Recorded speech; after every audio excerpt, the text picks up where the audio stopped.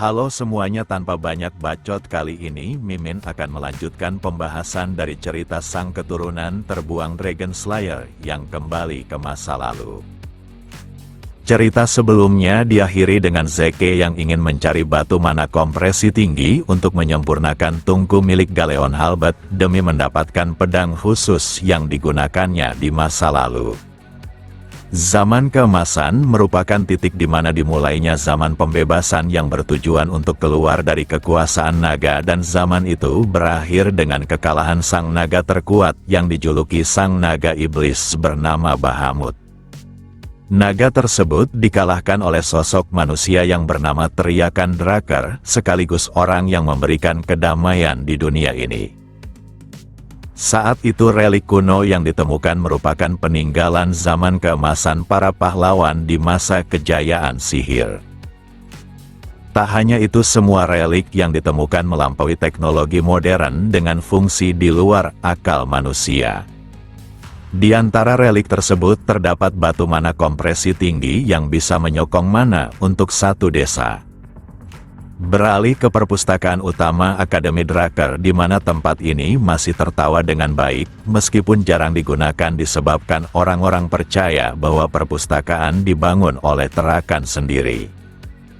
Berdasarkan masa lalu, tepatnya 10 tahun dari sekarang akan ditemukan salah satu dari relik kuno dan 3 keluarga besar terlibat dalam penggaliannya, dan hal itu berlangsung selama beberapa tahun. Bahkan beberapa relik kuno yang berasal dari zaman keemasan berhasil ditemukan. Maka dari itu Zeke memutuskan untuk menemukan relik tersebut terlebih dahulu sebelum jatuh ke tangan orang lain.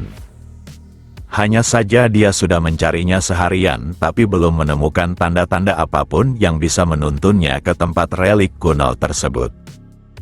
Maka dari itu Zeke memutuskan menggunakan mata naganya, disebabkan mencari dengan cara normal tidaklah membuahkan hasil. Setelah mencari di waktu yang cukup lama, kini Zeke menemukannya. Dengan mata miliknya, maka dia bisa melihat perbedaan yang mencolok dari segi pemasangan salah satu lantai perpustakaan. Tak hanya itu, saat Zeke mengetuknya, maka bunyinya pun memiliki perbedaan, dan manusia haruslah memiliki indera yang cukup peka untuk merasakan perbedaannya. Kemudian Zeke mulai menggunakan kekuatan jiwa roh miliknya yang tak lain adalah Ether. Satu-satunya manfaat Ether untuk skill jiwa yang Zeke pelajari dari masternya adalah memungkinkannya melakukan sebuah pemotongan yang sempurna. Akan tetapi dikarenakan skill ini memiliki kelemahan di mana penggunanya harus menggunakan banyak Ether dan tubuh kecilnya yang sekarang tidak dalam performa seperti itu. Lalu Zeke mulai menjelajahi ruang bawah tanah yang ada dalam perpustakaan, dan dia tak menyangka akan menemukan ruangan seluas ini. Di saat yang sama Zeke merasa kehadiran sesuatu yang mendekat hingga membuatnya terkejut. Dia dibuat kebingungan disebabkan tempat ini harusnya belum tersentuh sebelum 10 tahun di masa depan. Zeke mulai berpikiran jika masa depan telah berubah dengan merasa seseorang telah menemukannya sebelum waktunya. Hanya saja anggapan itu berubah saat Zeke melihat yang datang bukanlah manusia. Karena tengkorak itu memegang peralatan penambangan, maka Zeke mengetahui jika mereka bukanlah buatan penyihir. Maka dari itu Zeke akan segera menyelesaikan misinya dengan menghabisi siapapun yang mengganggunya di dalam labirin rahasia ini. Dalam waktu singkat Zeke melesat maju hingga memenggal para tengkorak tersebut. Lalu sebuah pemberitahuan dari sistem muncul di mana Zeke berhasil mendapatkan 2 poin karma. Zeke pun tersenyum disebabkan dia terlalu fokus dengan reliknya, sehingga melupakan jika dia dapat mendapatkan poin karma dari hasil menghabisi monster. Dia pun tertawa kegirangan disebabkan akan memanfaatkan tempat ini untuk memperoleh poin tersebut. Saat menemukan monster tengkorak, maka Zeke segera memotongnya tanpa ampun. Sekarang dia telah mengalahkan 20 monster, dan hal ini sangatlah mudah karena mereka terlalu lemah baginya. Zeke berniat meningkatkan level skill naga miliknya, tapi poinnya hanya cukup untuk meningkatkan level minimapnya. Saat membuka minimapnya, Zeke cukup terkejut akan map yang benar-benar menakjubkan di mana dia takkan tersesat. Hanya saja dia penasaran akan fitur yang ada di samping minimap itu. Saat menyentuhnya, Zeke dikejutkan akan minimapnya yang membesar bahkan tampak lebih nyata. Dengan ini maka dia bisa mempelajari tiap tempat dengan lebih terperinci. Akan tetapi dia penasaran kenapa terdapat sebuah tempat yang berwarna merah berbanding terbalik dengan yang lainnya. Saat menyentuhnya maka sistem menanyakan apakah Zeke ingin diarahkan ke ruang penyimpanan naga. Seharusnya dia membutuhkan waktu berminggu-minggu untuk menjelajahi tempat ini sekaligus mencari harta di labirin ini, tapi dengan bantuan minimapnya maka semuanya menjadi lebih mudah. Tak hanya menemukan ruang penyimpanan, tapi sistem bahkan menuntunnya ke rute tercepat menuju tempat itu. Dengan rute ini, maka dia tak perlu berpikir keras maupun takut tersesat. Beberapa saat kemudian, Zeke pun tiba di gerbang ruang masuk penyimpanan tersebut dengan pintu yang sangat besar. Dia juga menduga jika pintu besar ini takkan terbuka begitu saja dengan mudah. Saat menyentuhnya, gerbang itu merespon hingga menghempaskan tangan milik Zeke dengan rasa sakit seperti tersengat listrik. Hanya ada satu alasan dari yang menimpanya, yaitu mantra keamanan pada pintu gerbang tersebut. Jika Zeke tidak memakai sarung tangan khusus keluarganya, maka tangannya sekarang ini pastinya sudah hancur. Lalu Zeke meminta sistem untuk membukakan pintu di hadapannya. Sistem telah menerima permintaan itu dan akan mencoba menghubungkan diri dengan pintu keamanan tersebut.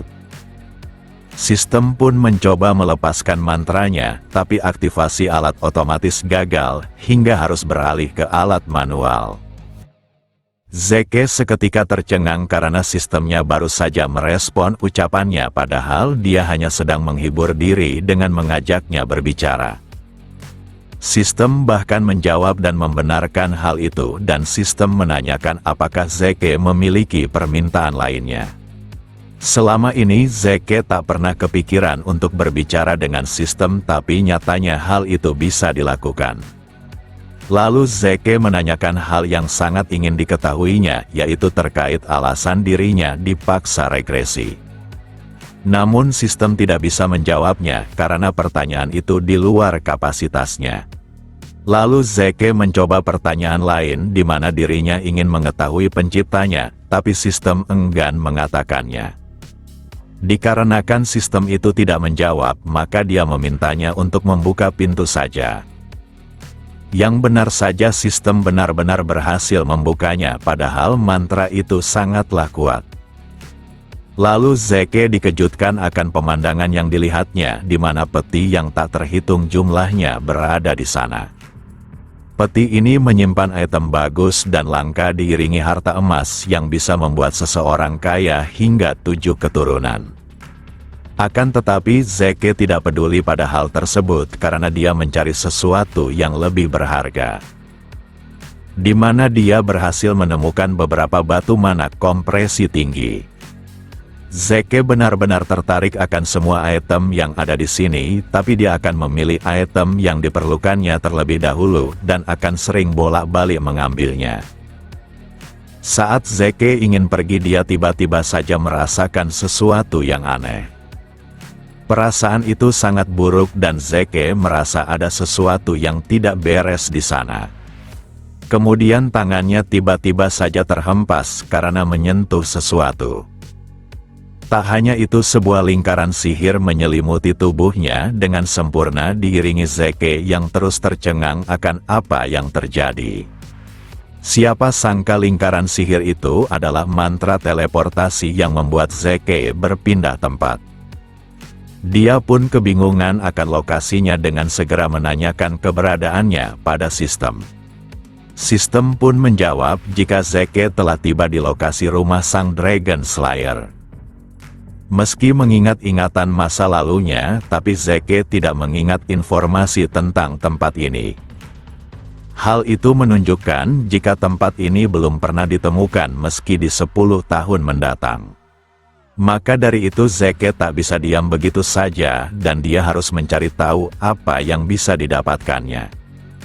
Awalnya dia tertarik pada sebuah peti besar dan saat membuka dia menemukan sebuah armor.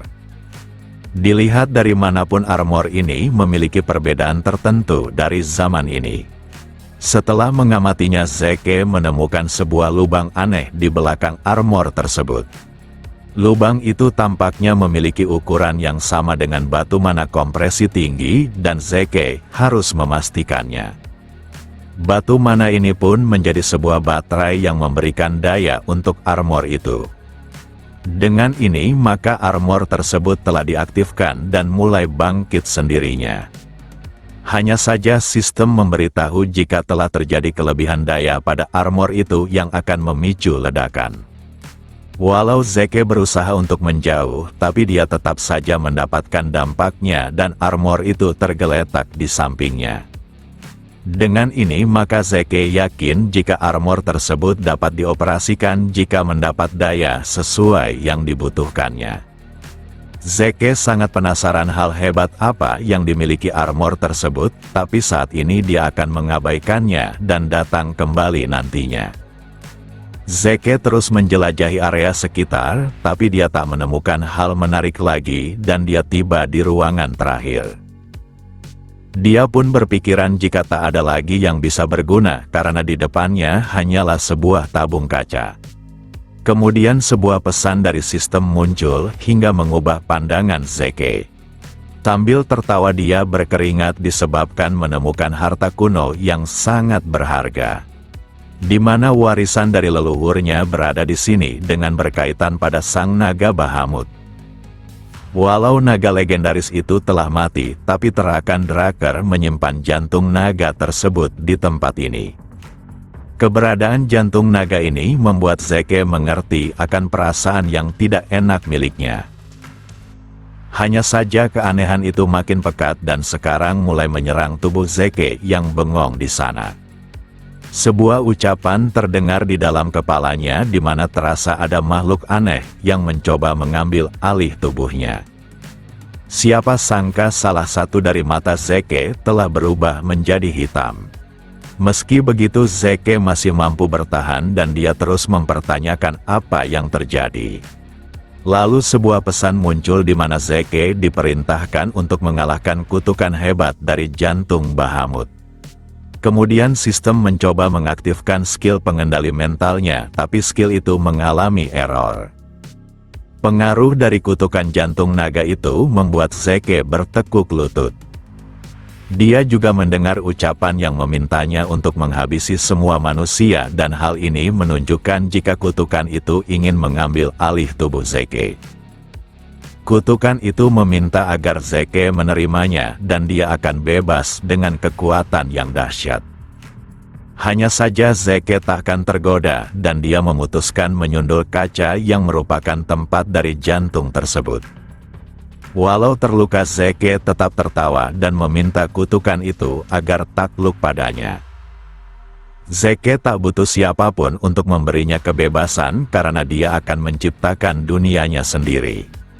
Lalu sistem memberitahu jika Zeke telah menang melawan kutukan jantung naga dengan mempertahankan mentalnya.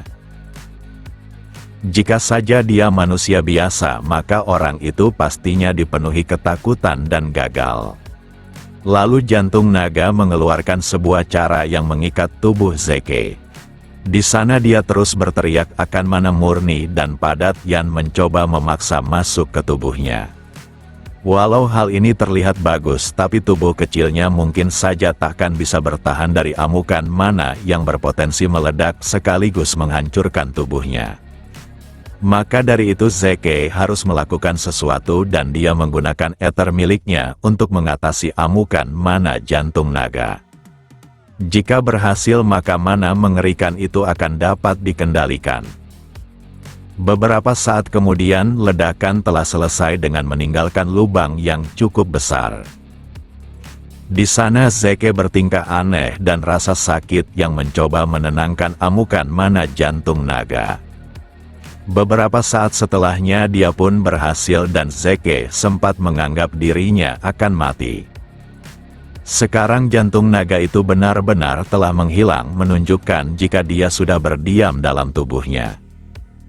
Lalu Zeke melihat pantulan tubuhnya dari kaca penyimpanan jantung naga, di mana sebuah tanda muncul menunjukkan jika dia telah menyerap jantung tersebut dan berbagai macam kemampuan dan skill mulai terbuka.